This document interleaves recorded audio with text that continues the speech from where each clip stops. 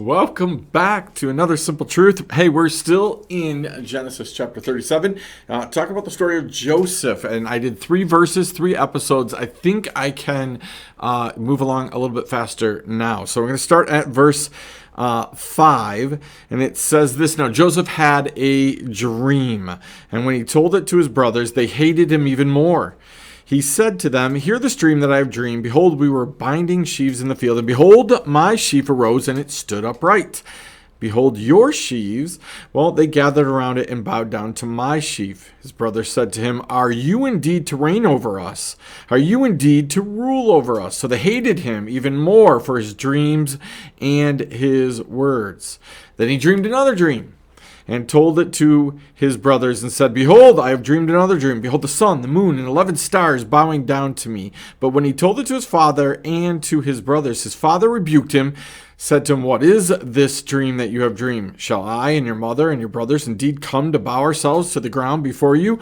And his brothers were jealous of him, but his father kept the saying in mind. I want you to look at this. We've been talking about Joseph, and we've been talking about some of the practical things that we can gain, right? Sometimes God gives us a view of our future. Sometimes he gives us a little bit of a head start on, hey, here's what's going to happen down the road, or here's what it's going to look like down the road, right?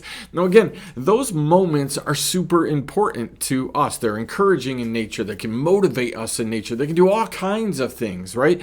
But they also have the potential to get us off track in nature, right? And David had this same sort of thing, just not as a vision, as more of a reality, right? He's sitting out taking care of his sheep. One day Samuel shows up, anoints him king. It doesn't mean he was king that day. He had to wait for that to come. Well, Joseph's in this same boat, right? He gets this vision of him being in some sort of ruler position that has his brothers and his whole family, even his mother and his father, bowing down to him, right? Him being a ruler over them. Well, you can understand how impossible, right, this vision is at the moment that it happens. That's not the way that it works. That's not the way the culture works. It's not the way that lineage works or heritage works. It's not any way that it works. First of all, Joseph isn't in line to inherit much of anything, right? He is the 11th of 12 brothers, right? So he's not the firstborn. He's not going to get the double portion of what everybody else is getting, right? He's set up to get maybe a single portion, but there is no bowing down in his future. It's impossible, right? His brothers know that, and his father even questions it, right? And rebukes him. I want you to understand, sometimes God gives us a little bit of a taste of our future, and if we're not careful, we can elicit the same types of responses that Joseph did when we just blatantly throw him out there.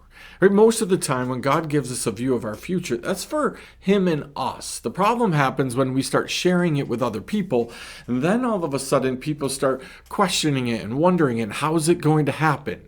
If you don't think I'm right, just take a look at prophecy, right?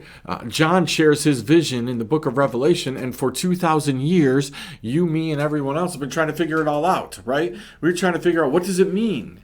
It's a vision for John. He's the one that saw it all, but then he shares it gratefully with everybody else, and then we're trying to analyze it and figure it all out. That's what happens a lot of times with vision, with dreams. You and I spend a lot of time trying to figure out how it's going to happen, and if we're not careful, well, then we want to make it happen. But we're eager to share it with other people because it means a lot to us.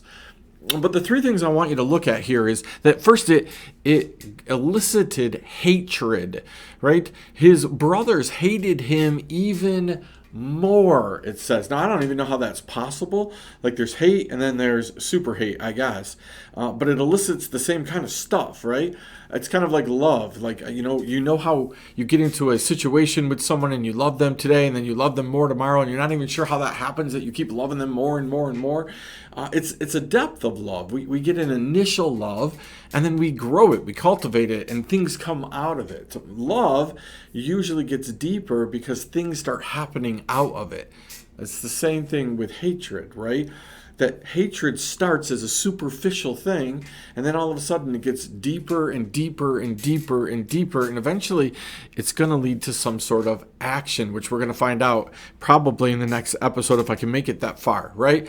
The second thing I want you to understand is that his parents, his dad specifically, rebukes him. A lot of times when we share vision with people, if they can't figure out how it can happen, or if seemingly they have to break a lot of God rules in order to make it happen, well, then we get a rebuke. Like, no, there's no way you can do that without causing a lot of hurt, a lot of devastation, a lot of stuff. So, nope, that can't happen, right? We see that all the time. You're not educated enough. You're not qualified. You're not this. You're not that. You don't have the ability. All of those kind of things, right? And we forget that God is a God of the impossible. He takes things that seemingly look impossible, and it's amazing how he works everything out. But if we're not careful, we share what God has for us, right? Then guess what? We're gonna elicit some rebukes from people as they say and react to what we're telling them. Look at the third thing there at the very end. It says, and his brothers were what? They were jealous of him. Now again, look at his dad rebukes him, but the very last part of this is, but his dad kept the saying in mind. His dad pondered it, kind of like Mary pondered, right? Like, oh, there's something to this maybe. Two dreams exactly the same, right? Isn't it funny? We're going to run into in the future Joseph interpreting two dreams from the Pharaoh that were exactly the same. And he's got two of his own dreams right here. Oh, and one from the baker and one from the cupbearer, right? There's these pairs of dreams that keep coming, that keep affirming things, right, for Joseph. But his brothers, well, they acted out in jealousy, right? Jealousy does amazingly awful, terrible things when it's combined with hatred, right? People hate and they get jealous, and then they just destroy things. Now, here's the good news. You cannot destroy the plans of God. Right?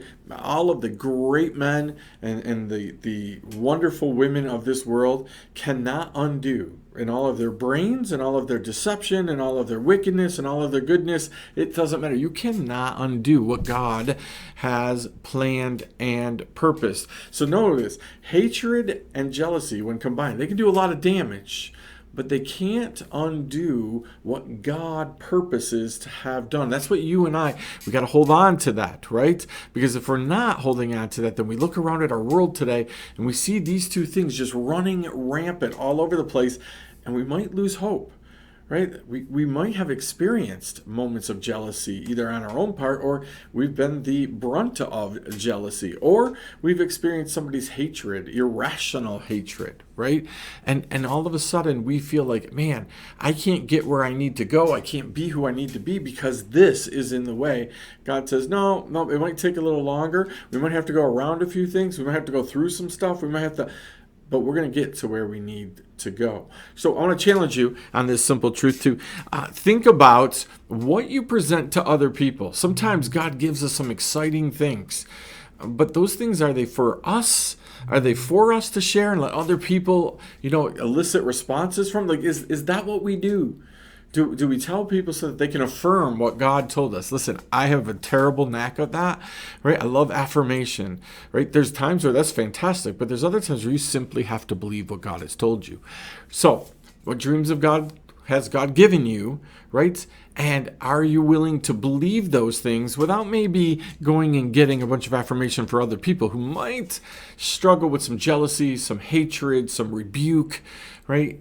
Are those things going to come out of what you're going to tell people? So, hey, we'll pick up this story next time on Simple Truth.